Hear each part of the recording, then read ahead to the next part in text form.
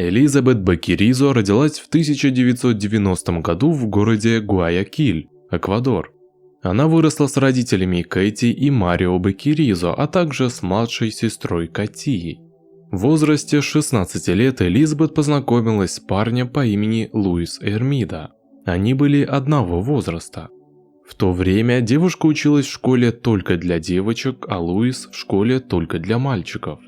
Оба учебных заведения проводили различные общественные мероприятия с участием своих учеников. И именно на этих мероприятиях они увидели друг друга, познакомились и начали встречаться. Когда Элизабет исполнилось 18, она познакомила Луиса со своими родителями.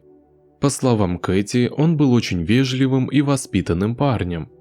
Она всегда видела хорошее отношение с его стороны к ее дочери и никогда не видела ничего странного в его поведении.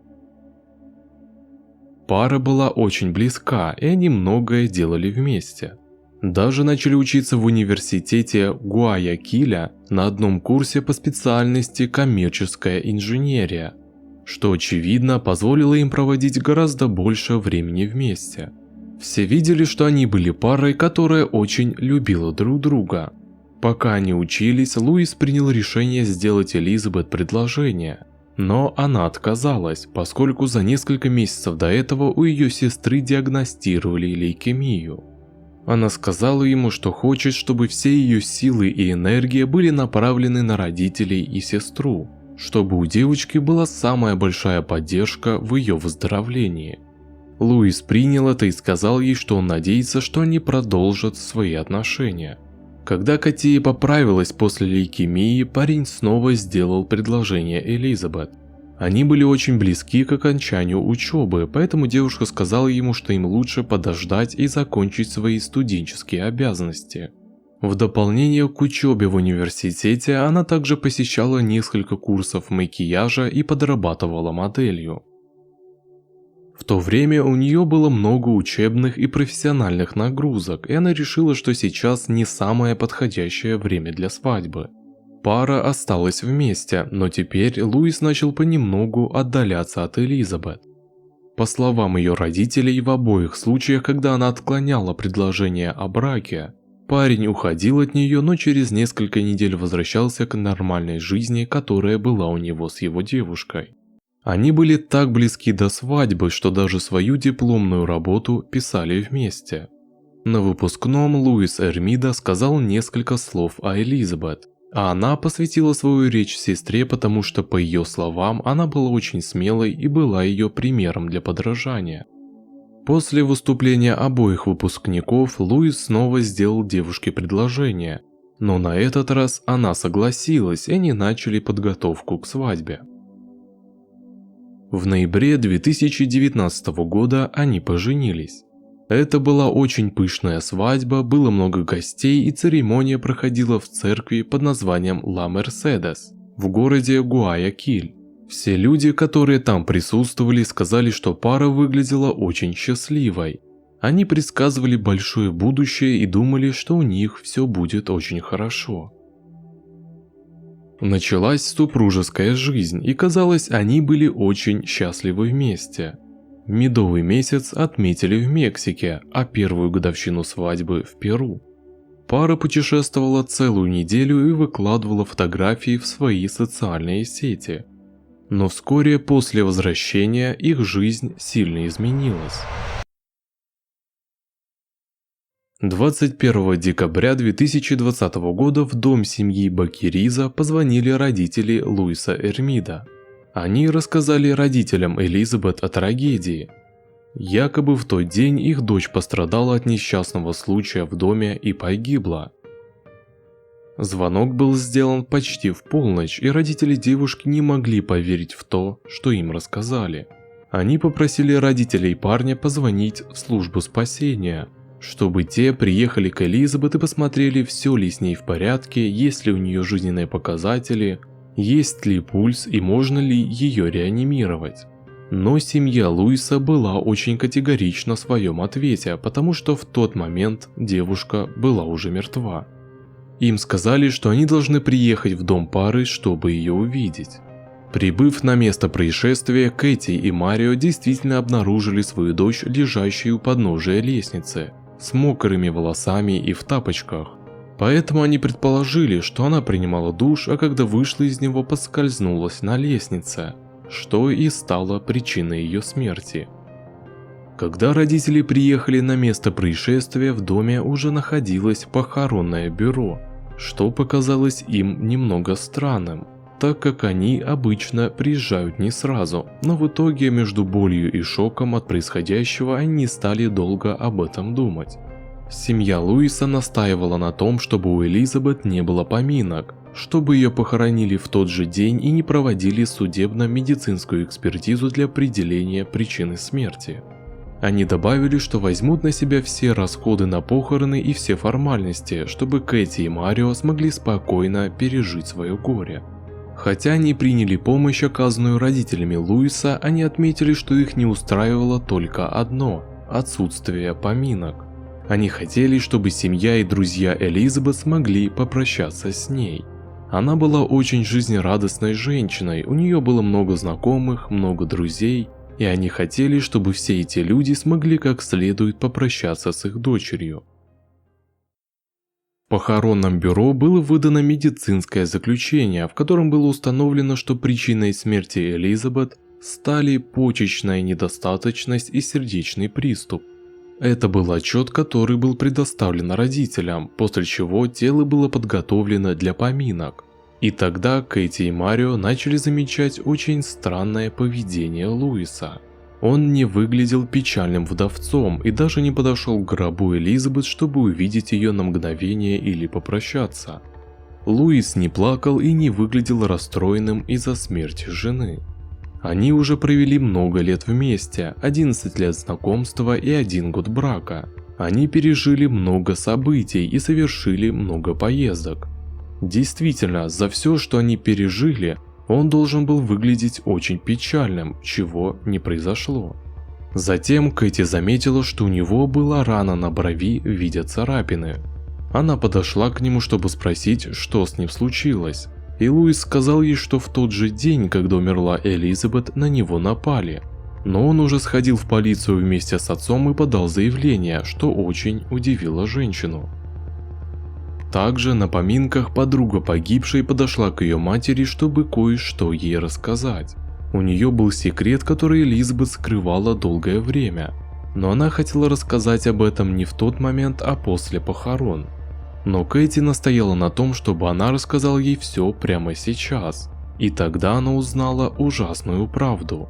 Луис, которого она считала джентльменом, прекрасным мужем и хорошим человеком, плохо обращался с ее дочерью в течение нескольких месяцев. Элизабет рассказала об этом некоторым из своих друзей. Она не хотела рассказывать об этом семье и просила друзей ничего не делать, потому что думала, что Луис и она были женаты очень недолго и что со временем все эти вещи можно решить. Но было ясно, что это не так. Мужчина несколько раз ее избивал, а также словесно оскорблял. Он проверял ее телефон, поскольку должен был знать все, что она делала. Как оказалось, Луис очень отличался от мужчины, с которым она встречалась. После полученной информации от подруги дочери, Кэти обратилась в прокуратуру, чтобы подать заявление. С учетом того, что ей рассказали, и того, что она видела в доме, а также с учетом отношения Луиса, она начала думать, что смерть Элизабет была вовсе не случайной. Выслушав Кэти, офицеры поняли, что происходит что-то очень странное, особенно учитывая, что родственники Луиса были намерены похоронить женщину в тот же день, и что судебно-медицинская экспертиза не была проведена. Поэтому они издали приказ о проведении судебно-медицинской экспертизы, чтобы определить точную причину ее смерти. Семья обратилась с этим заявлением в прокуратуру, и прокуратура издала приказ до того, как прошло 24 часа с момента смерти Элизабет, или же в данном случае возможного убийства. Когда в Эквадоре совершается преступление, у полиции есть 24 часа, чтобы поймать возможного подозреваемого без улик. Это очень помогает следствию, потому что они могут задержать человека, получить признание, и это не позволяет преступнику скрыться.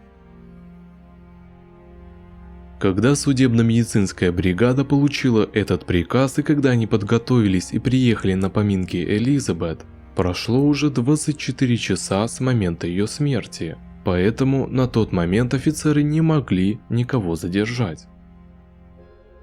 Единственное, что они могли сделать, это забрать тело на экспертизу.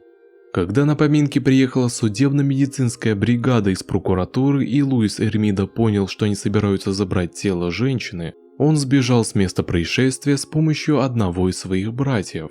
И это был последний раз, когда кто-то видел Луиса в Эквадоре. После этого в течение нескольких дней о мужчине ничего не было слышно.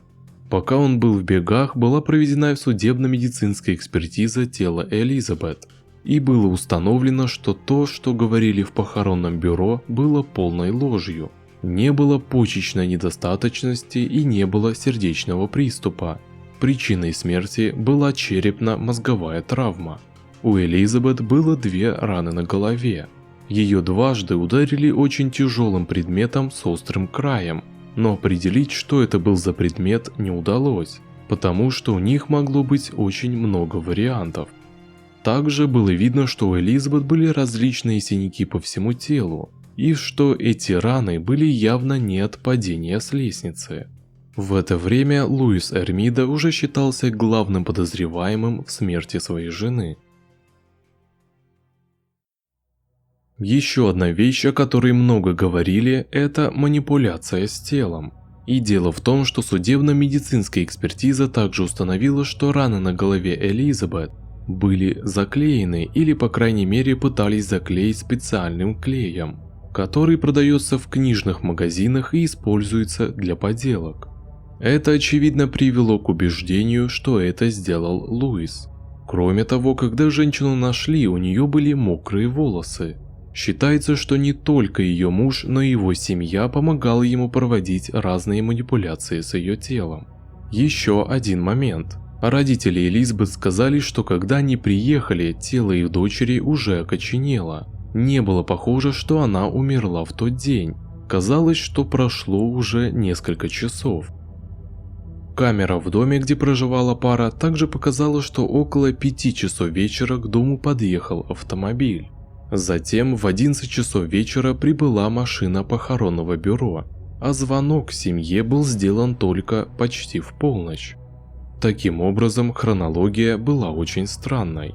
Очевидно, что когда с кем-то происходит несчастный случай, первым, кого информируют, является его семья. Они первыми узнают, что случилось. Но Луис сначала сообщил в похоронное бюро, а только потом семье.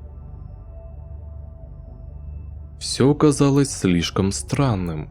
В доме пары была проведена проверка, и благодаря тесту на люминол было обнаружено, что в ванной комнате, в гостиной и других комнатах дома есть пятна крови, которые были отмыты, в то время как на лестнице, где все якобы произошло, таких пятен было немного. Обвинение пришло к выводу, что вся сцена была инсценирована. Они считали, что Луис убил Элизабет, а затем позвонил своим родителям, чтобы они помогли ему все подстроить. Имея все эти доказательства и убедившись, что смерть женщины не была случайной, что Луис и его семья лгали на протяжении всего процесса, был выдан ордер на арест мужчины. Также были вызваны его родители и братья. Но одного из братьев не видели, так как считается, что именно он помог ему покинуть Эквадор. Позже у прокуратуры появились доказательства того, что Луис находится в Колумбии. Адвокат семьи Эрмидо вышел пообщаться с прессой. Он заявил, что все члены семьи были подвергнуты публичному осуждению за случившееся, и что у них есть своя версия событий.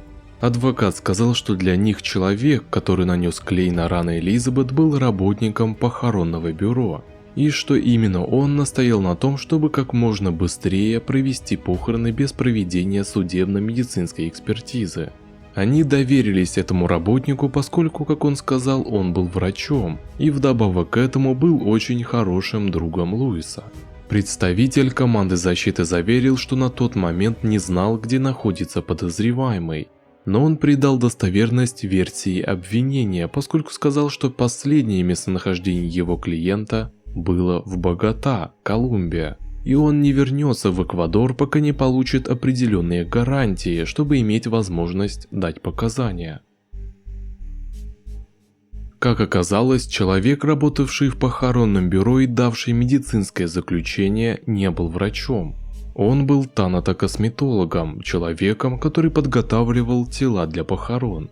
Он приехал в дом и постановил, что Элизабет уже мертва, при этом не имея никаких знаний и лицензий на определение причины смерти человека. Было сказано, что семья Луиса заплатила ему за все это. Работник был взят под стражу полиции и на данный момент является единственным задержанным по этому делу. Семья Луиса была вызвана для дачи показаний, но когда они прибыли в полицейский участок и были готовы дать свои показания, поступил звонок об угрозе взрыва здания. В результате полицейский участок пришлось полностью эвакуировать, в том числе и родителей Луиса, которые пока не смогли дать показания и все еще ждут вызова в суд, чтобы рассказать, что произошло в ночь в доме их сына и Элизабет. Тем временем в Эквадоре прошло множество демонстраций и протестов с требованием справедливости для Элизабет. Семья также много выступала в социальных сетях и СМИ с просьбой, чтобы дело их дочери дошло до большего числа людей.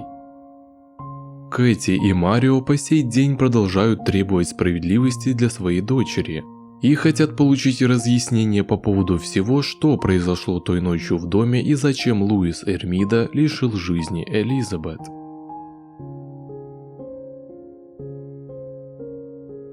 Что вы думаете об этой истории?